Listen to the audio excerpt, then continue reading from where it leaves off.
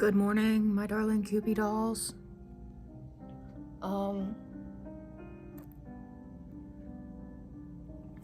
So, oh, it's daytime. Let me just go ahead and, there we go. I have like a routine, and I'm slowly, like, now that it's like I'm sleeping again, I've been slowly implementing it, and I kind of want to share with you guys what it is. I've actually kind of, for the most part, strayed away from, sorry, my hair is a mess. I literally just woke up.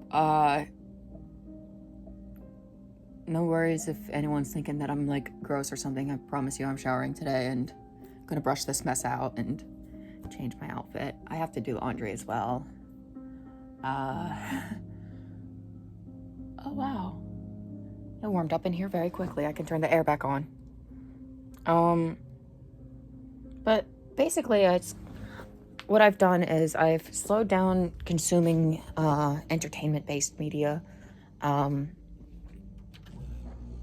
are certain shows that I'm simply, it's like occasionally it's like I'll dabble a little bit, but I'm not gonna spend hours binge watching shit anymore. I'm kind of over that shit.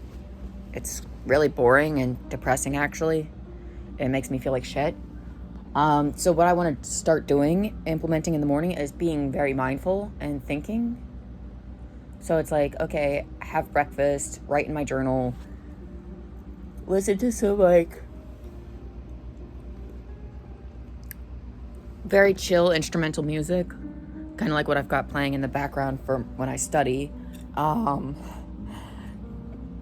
then to get into studying, that's kind of the routine that I'm starting to try to implement. As like I said, now I have 4 weeks and 6 days until school begins.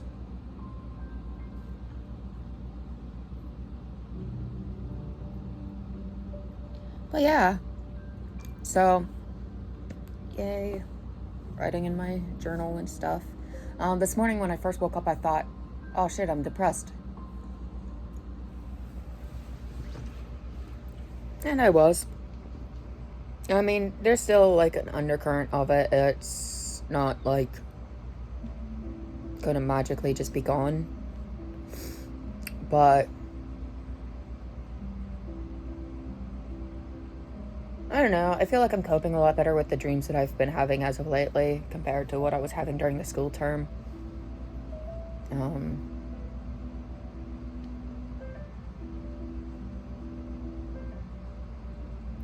I figured it out.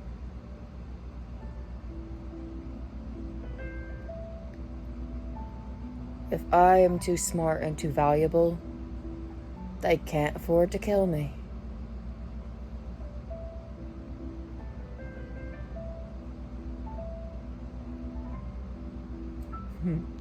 I have very interesting theories. Now, they're nothing more than just theories. There's nothing tangible to go on. But I might have a theoretical concept of how to accomplish something such as time travel, as bizarre as that sounds. Is that something I plan on ever sharing with humanity? Not likely. Because, the blokes who came up with the AI and spent their lives developing AI and such, a lot of them have since, come out saying that they regret their entire life's work, and I really don't want that for myself. So I think it's like something that I will sit on for a very long time. And yeah, I refuse to be laying the groundwork for something that could be used to society's detriment.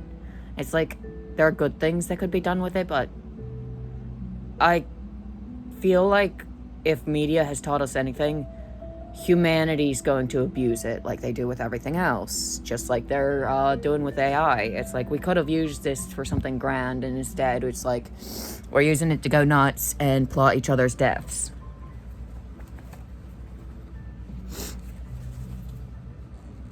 And if any of you guys think I'm being insane or like exaggerating, oh, yay! Ophi's coming over.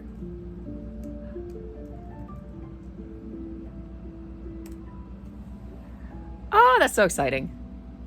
Anyway, so yeah, it's just not something that I'm sure I would be willing to actually like delve further into, especially since right now it's like the only thing that I've got going for me is the fact that I'm like super fucking autistic. So I'll be like looking at something and I'll be like, oh, wait a second, I can see how this works. And it's like everybody else has looked at the very same theories or the very same concepts and, you know, haven't been able to suss out this potential. I know that my neurological differences do give me a unique perspective, which gives me kind of an advantage over some others. It gives me a disadvantage socially and sensory wise because, like, bro, life is literally hell. But if I just toss myself completely into the pure, you know, intellect and studies, I think I could live a very happy life. I'd probably be very isolated and be writing, I don't know, research and such. But actually, I find that comforting as an idea. As a matter of fact, it's like most people, it's like, oh, that sounds awful. And I'm like, ah, yes, heaven. To be an academic and left alone? Grand. But no, okay, and so you guys know how I have that, like, weird skin picking, like, anxiety thing that's, like, a big problem. So I have an idea on how to kind of work on that, but I'm not ready to share that just yet because it's really weird and kind of gross. Pardon me. Basically, I made this rule up. I'm not allowed to pick a scab until it is clearly ready to be gone.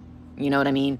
So it's like, okay, this scab is a fully healed scab that's falling off on its own. I'm allowed to pick that one and peel it off. And those ones are the most satisfactory ones to me and do the least amount of harm. So I figure if I allow myself that as a little treat, maybe I'll leave the rest alone. Because the rest I'm picking when they're not even healed yet and making it worse, reopening and causing scarring. That's what all of this is. It's just my anxious OCD picking. And it is a real problem. In your head, you get this tension. You feel the flaw in your skin, or you perceive the flaw in your skin. And you feel like you have to get rid of it. You have to get rid of it at any cost. And you don't feel any amount of relief until you've done that. And then you've made yourself bleed. And actually you feel a lot more guilty because you realize you've just made things worse. And yet when that scab solidifies, you're going to repeat the process. Because it's compulsive. You just can't stop it. You feel like the world's like, I don't know. I can't even put it into words. I don't know what's going to happen. It just feels like something awful will happen if I don't. So I'm like trying to implement a thing where it's like, okay, rules. Some scabs are okay. When they're ready to be picked, those ones are okay. And slowly until I wean myself off of it, basically. So it's like, okay, this scab's not ready, this one's not ready, these ones are not ready. So I might explore with my fingers quite a few times over my face and over my skin, looking for ones that are indeed ready, because I can feel the difference in which ones are ready and which ones are not. And the problem is that I used to indiscriminately pick at all of them, regardless, which is really gross, I know. And I really hate it. I really, really, really, with everything in me, I wish that I could fucking stop. So, now it's like, okay, there are rules. They have to be ready for picking before I'm allowed to pick them. Basically. And this is hopefully going to help me be like, because I have this problem where it's like I can't I can't like sit there and be like, oh no, I can't pick the scabs, I can't pick any of them, because then the urge becomes that much more, and it starts to feel like a little naughty treat, actually, to pick them. And that's not what you want them to be feeling like. So by implementing this rule, I will be minimizing harm, but still not completely restricting my ability to peel off satisfactory scabs. Because there is something very satisfying about a scab that's just ready to come off. I don't know why it is. I don't know why my brain is wired this way. God hates me, obviously. Gave me this beautiful face, and for love nor money, I cannot stop digging my skin off of my face. I desperately need to stop. So that's kind of what I'm hoping that I can manage to do, is kind of like pivot into making them fit a certain criteria before I'm allowed to pick them. And that criteria is fully healed, basically. It has to be basically coming off on its own before I'm allowed to just peel it the rest of the way off, so to speak.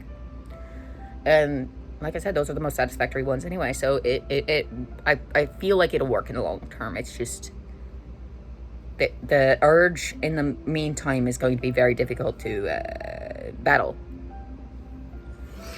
Yeah, so now I'm gonna get on to my studying while I wait for Ophi to arrive. But yeah, that's kind of the routine that I've settled into this as of late. I find myself not very interested in most entertainment media. It's like, this is all background noise.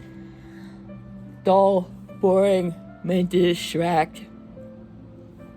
And I don't know, I guess I'm not really finding myself very fond of escapism anymore.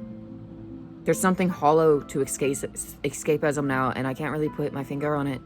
And it feels like the only thing left for me to truly throw myself into, to enjoy, and that can't be genuinely tainted, would literally be the pure sciences and maths.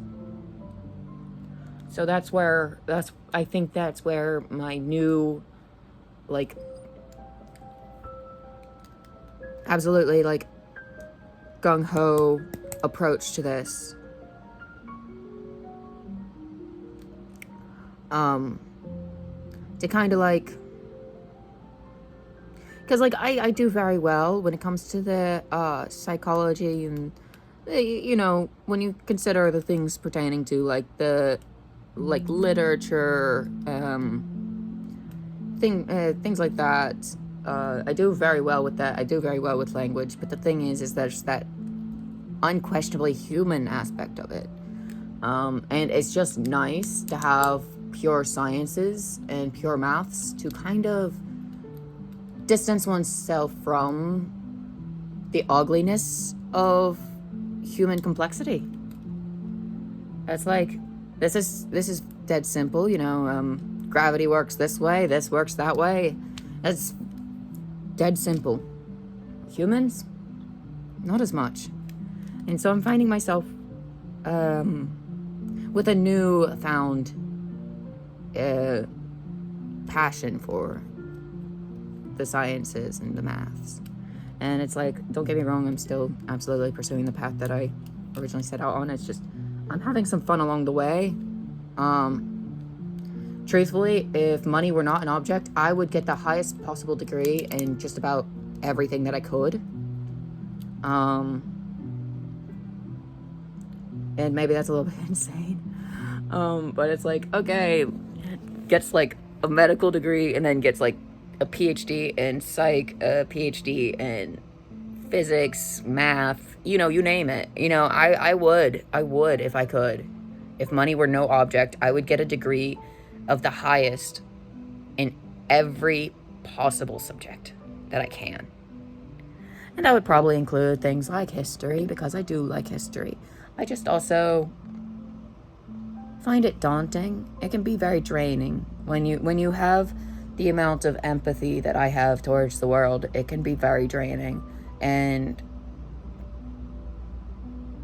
exhausting, really detrimental to the mental health.